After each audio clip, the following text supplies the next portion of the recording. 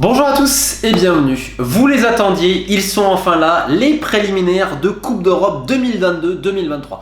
Comme chaque été, on va faire un feuilleton hebdomadaire avec ses premiers tours entre les champions de Saint-Marin, de Lituanie, de Gibraltar ou d'Irlande du Nord, voire du Kosovo, qui s'affrontent dans ces tours de barrage, qui vont amener ensuite, des mois plus tard, Liverpool, le Real, le PSG et toutes ces mastodontes à s'affronter. Et oui, avant d'arriver à Real Madrid, Liverpool ou Rangers Francfort en Europa League, on a les premiers tours qui se disputent cet été. Et ça a déjà commencé avec, non pas le premier tour, parce que vous dites qu'il y a le premier tour, mais non, on a le barrage pour accéder au premier tour, c'est-à-dire les 4 pires championnats du coefficient UEFA.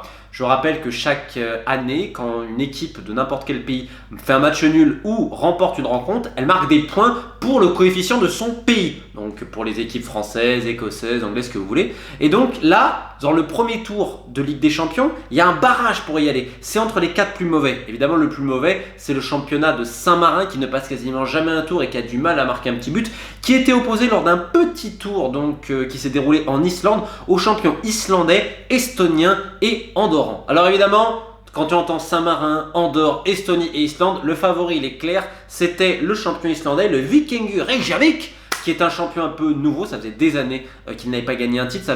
Ils étaient en Coupe d'Europe il y a 1 ou 2 ans, mais ils avaient une petite période de vache maigre. Donc c'est en demi-finale et finale. C'est le Vikingur qui s'est imposé face au club d'Andorre en finale. Le club d'Andorre s'était imposé en demi-finale face à la Fiorita, qui est un champion donc de Saint-Marin. La Fiorita d'ailleurs, dont le buteur est un Argentin ayant des ancêtres de Saint-Marin, donc qui joue pour l'équipe de Saint-Marin, qui a 35-36 ans si je ne dis pas de bêtises. Le club d'Andorre, donc triple champion là-bas, qui s'était qualifié pour la finale. Malheureusement, ils n'ont pas gagné, ils n'ont perdu face aux champions islandais, qui en demi-finale s'était imposé très facilement face au lauréat d'Estonie, le FCI Levadia. Alors c'est un club assez particulier puisque ça a été relocalisé il y a une quinzaine d'années dans la capitale estonienne Tallinn, mais c'est pas un habitué, on va dire, des grands noms estoniens. Néanmoins, ils ont gagné le championnat l'an passé et là ils se sont fait exploser en demi-finale 6-1, alors que si je ne dis pas de bêtises, ils avaient ouvert la marque.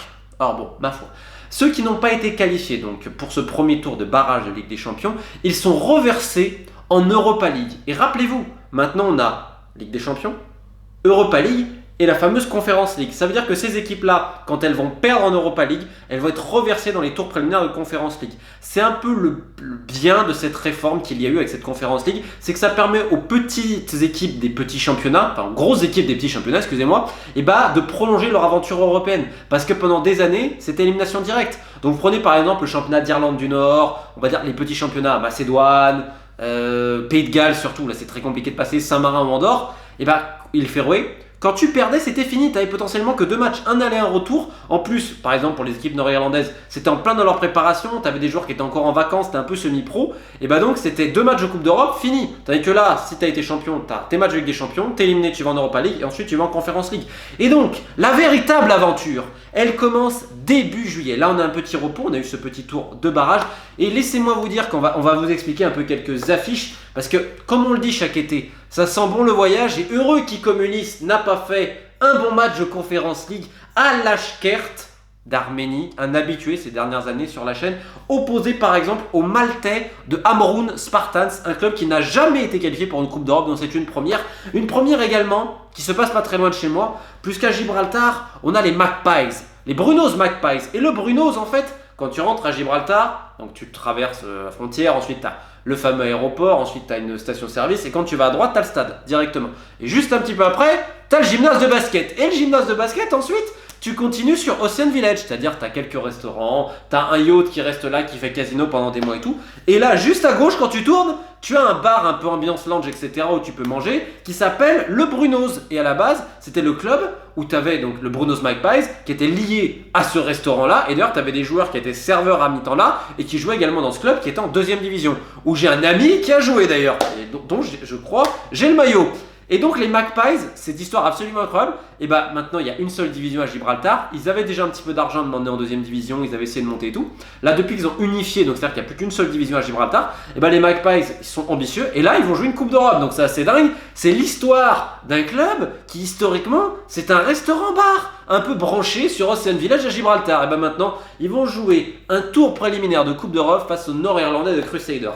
Alors c'est toutes ces histoires-là dont on aura le temps de parler puisqu'on va faire un suivi hebdomadaire. On pourrait parler évidemment, comme je vous dis, du Fola Esch, un habitué vis-à-vis du Luxembourg. Je regarde un peu ce qu'on a. On a évidemment les clubs des îles Féroé qui, d'année en année, ont progressé. Quand je dis progressé, ça ne deviendra jamais l'équivalent de l'Espagne, etc. Évidemment. Mais dans les petits championnats, si vous voulez. Aujourd'hui, les îles Féroé, ça a vachement progressé. Ça baffe assez facilement, même des fois des clubs du Pays de Galles. Et avant, c'était plus compliqué. Même face à des clubs irlandais, aujourd'hui, les clubs féringiens peuvent s'en sortir. Alors bien sûr, on suivra les exploits des équipes de l'an passé, comme l'Arn, un club nord-irlandais qui pour sa première participation avait battu 2 équipes, était arrivé au 3e tour, ils avaient perdu face à un club portugais, Paços de Ferreira si je ne le prononce pas mal.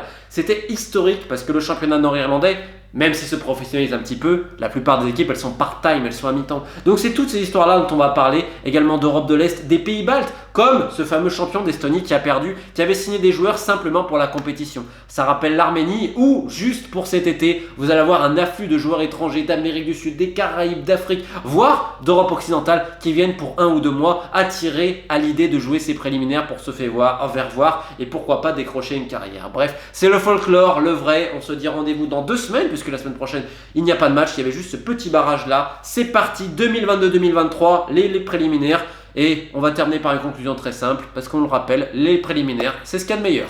Bonne journée.